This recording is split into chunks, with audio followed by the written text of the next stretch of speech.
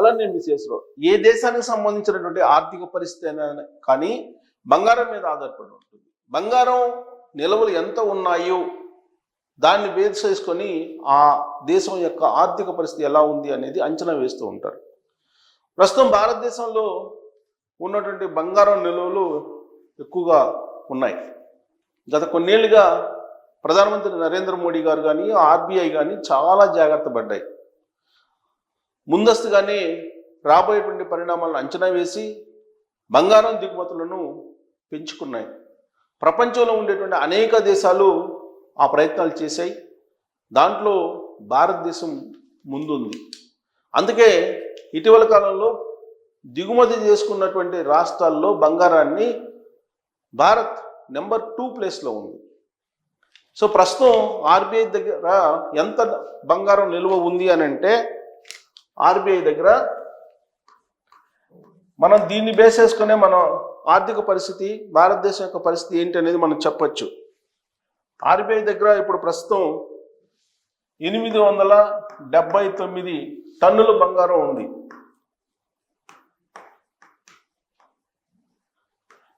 అంటే ఈ మధ్యకాలంలో లండన్ నుంచి తీసుకొచ్చినటువంటి 1000 టన్నులు కాకుండా నేను చెప్పేది ఆర్బీఐ దగ్గర ప్రస్తుతం 879 టన్నుల బంగారం ఉంది. దీని విలువ సుమారుగా 6.38 లక్షల కోట్లు. దీన్ని బట్టే మనకు మన ఆర్థిక పరిస్థితి ఏ విధంగా ఉంది భారతదేశం అనేది అంచనా వేస్తుంటారు. సో ఆర్బీఐ దగ్గర ఇంత నిలువలు ఉన్నాయి. ఈ మధ్యకాలంలో ప్రపంచవ్యాప్తంగా ఉండేటువంటి రిజర్వ్ బ్యాంక్స్ పోటీపడి బంగారాన్ని కొనుగోలు చేస్తున్నాయి. ఎందుకంటే ఖచ్చితంగా బంగారం నిలువలకు సమాంతరంగానే కరెన్సీ చలామణిలో ఉంటుంది. కరెన్సీని ఇబ్బడిముబ్బడిగా ప్రింట్ చేసేయడానికి ఏ దేశానికి అధికారం లేదు. బంగారం నిల్వలకు సమాంతరంగా సమానంగా మాత్రమే కరెన్సీని ముద్రించుకోవాలి. అందుకే బంగారం నిల్వల్ని భారీగా కొనుగోలు చేసింది ముందస్తుగానే భారతదేశం. గత ఏడాది 28% కొనుగోలును పెంచింది. అంతకుముందు ఏడాది 25% కొనుగోలును పెంచింది.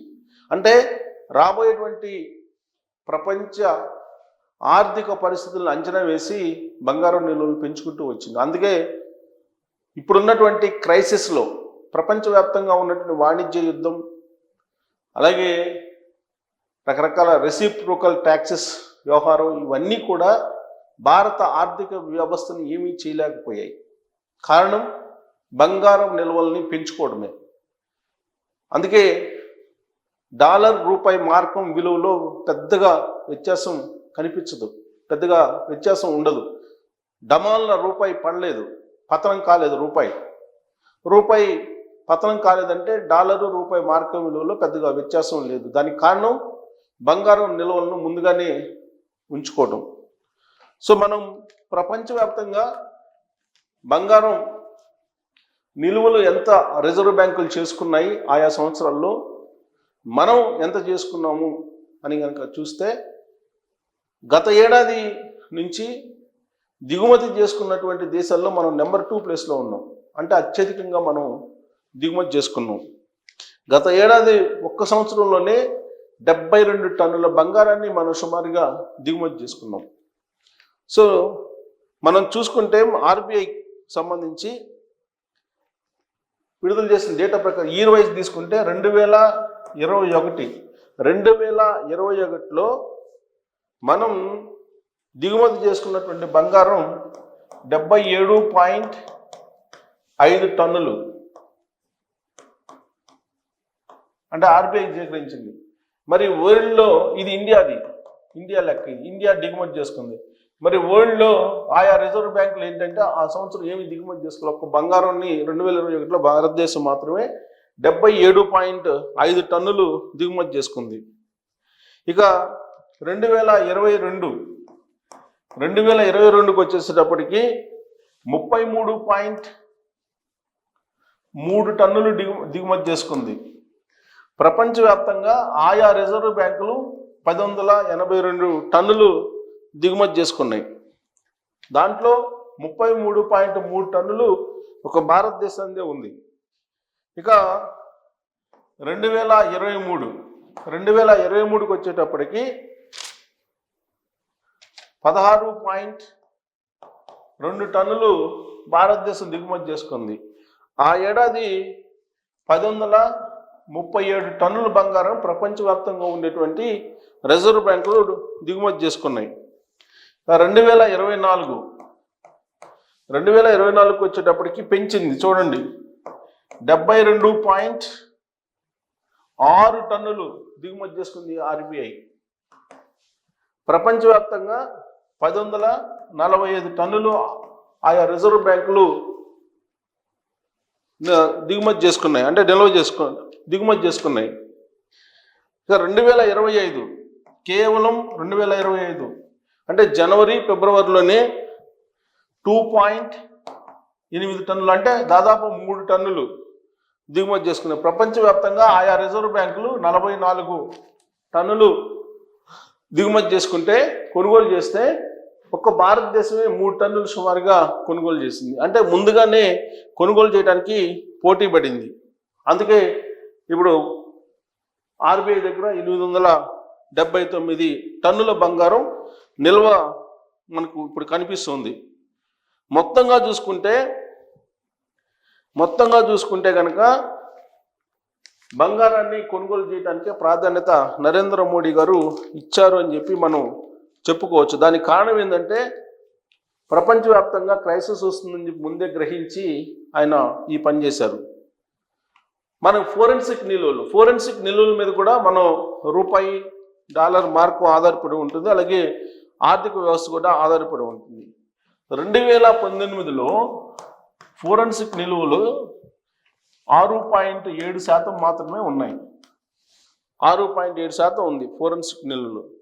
అదే ఇప్పుడు ప్రజెంట్ అంటే 2025కి వచ్చేటప్పటికి ఈ నిల్వలు ఎంత ఉన్నాయో తెలిసి ఇప్పుడు డబుల్, ఆల్మోస్ట్ 11.4% పెంచారు. అంటే ఫోరెన్సిక్ నిల్వలు పెంచారు, విదేశీ మారక నిల్వలను పెంచారు అని అంటే మన భారతదేశం భద్రంగా ఉంది. సో ఇదంతా ఎందుకు చెప్తున్నానంటే, భారతదేశం ఏ విధంగా అయితే బంగారాన్ని కొనుగోలు చేయడానికి ఉత్సాహం చూపిందో, ప్రపంచవ్యాప్తంగా ఉండేటువంటి ఆయా దేశాల రిజర్వ్ బ్యాంకులు కూడా బంగారాన్ని కొనుగోలు చేయడానికి సిద్ధమయ్యాయి. ఫలితంగా బంగారం రేటు 10 గ్రాములు ఇప్పుడు 1,00,000 దిశగా వెళ్తూ ఉంది. 1,00,000 దిశగా వెళ్తూ ఉంటే ప్రపంచ స్వర్ణ మండలి డేటా ప్రకారం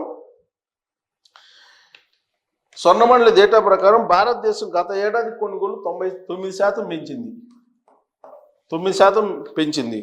అలాగే 2024లో నెంబర్ 2 దిగుమతి చేసుకోవటంలో మన దేశం. ఇక ఈ ఏడాది జనవరి ఆల్రెడీ చెప్పేశాను నేను, జనవరిలో ఇప్పటికే 3 టన్నులు మనం దిగుమతి చేసుకున్నాం. సో ఇక మనం వరల్డ్ ఔన్స్ ధరలో వరల్డ్ వైడ్ కనుక తీసుకుంటే అంతర్జాతీయ మార్కెట్లో ఔన్స్ బంగారం ధరను చూస్తే కనుక ఇప్పుడు 3,000 ఔన్స్ బంగారం ధర వచ్చేసి $3,300 చేరింది ఔన్స్ బంగారం. ఈ $3,300 చేసినప్పుడు ఇప్పుడు మనకి ఇండియాలో బంగారం ధర ఎంత ఉంది? హైదరాబాద్లో 98,000 ఉంది. 10 గ్రాముల మేలిం బంగారం 98,000 ఉంది. ఆల్మోస్ట్ 1,00,000 దిశగా వెళ్తూ ఉంది. అయితే ఇది రాబోయేటువంటి రోజుల్లో ప్రపంచ స్వర్ణ మండలి చెప్తున్న దాని ప్రకారం ఈ ఔన్స్ బంగారం వచ్చేసి $4,500 అవుతుంది అని చెప్పి ఎక్స్పెక్ట్ చేస్తూ ఉంది. అంటే బంగారం ధర ఎంత అవుతుంది? సుమారుగా 1,40,000 నుంచి 50,000, 1,50,000 వరకు అయ్యేటువంటి అవకాశం ఉంది. అంటే 10 గ్రాముల బంగారం వచ్చేసి రాబోయేటువంటి రోజుల్లో 1,50,000కి వెళ్ళినా ఆశ్చర్యపోవసరం. అది కూడా అంతర్జాతీయంగా ఔన్స్ బంగారం ధర $4,500 ఈ ఏడాది చివరి నాటికి అవుతుందని చెప్పి ప్రపంచ స్వర్ణ మండలి అంచనా వేస్తుంది. ఆ అంచనా ప్రకారం చూసుకుంటే $3,300 ఔన్స్ బంగారం ఇప్పుడు ఉంటే 98,000 ఉంది ఇప్పుడు మార్కెట్, హైదరాబాద్ మార్కెట్. అదే $4,500 అయితే కనుక ఆల్మోస్ట్ 1,40,000 నుంచి 1,50,000 వరకు 10 గ్రాముల బంగారం ధర పెరగడానికి అవకాశం ఉంది ఈ ఏడాది చివరి నాటికి అని చెప్పి అంచనా వేస్తుంది. మరి ప్రపంచ స్వర్ణ మండలి వేస్తున్నటువంటి అంచనాలు నిజమవుతాయంటే 3 కారణాల చేత నిజమయ్యే అవకాశం ఉంది. ఒకటి, ఆయా దేశాల రిజర్వ్ బ్యాంకులు పోటీపడి బంగారాన్ని కొనుగోలు చేయటం. 2, డాలర్ బలహీనపడటం. 3, reciprocal taxes. ఈ 3 మీద ఆధారపడి ఉంది. కాబట్టి మీరు కొనుగోలు చేసినా చేయకపోయినా బంగారం మార్కెట్లో పెరిగే అవకాశాలు కనిపిస్తూ ఉన్నాయి. ఎవ్వరు కొనుగోలు చేయకపోయినా కానీ బంగారం రేటు పెరగడానికి కారణం ప్రపంచవ్యాప్తంగా ఆయా దేశాల మధ్య పెరిగినటువంటి పోటీ, ఆయా దేశాల ఆర్థిక వ్యవస్థలకు సంబంధించినటువంటి అస్థిరత, ఇవన్నీ వెరసి బంగారం రేటు ఈ ఏడాది ఎండింగ్కి, ఏడాది చివరి నాటికి 10 గ్రాముల మేలిం బంగారం 1,40,000 నుంచి 1,50,000 వరకు వెళ్ళే అవకాశం ఉందని చెప్పి ప్రపంచ స్వర్ణ మండలి అంచనా వేస్తుంది. మరి ఇది నిజం అయ్యే అవకాశం ఉందా, లేదంటే కేవలం హైప్ చేయడానికి మాత్రమే ఈ డేటాని మనకి అంతర్జాతీయ సంస్థలు చెప్తున్నాయా? మీ అభిప్రాయం ఏంటి అనేది తెలియజేయచ్చు. Thank you.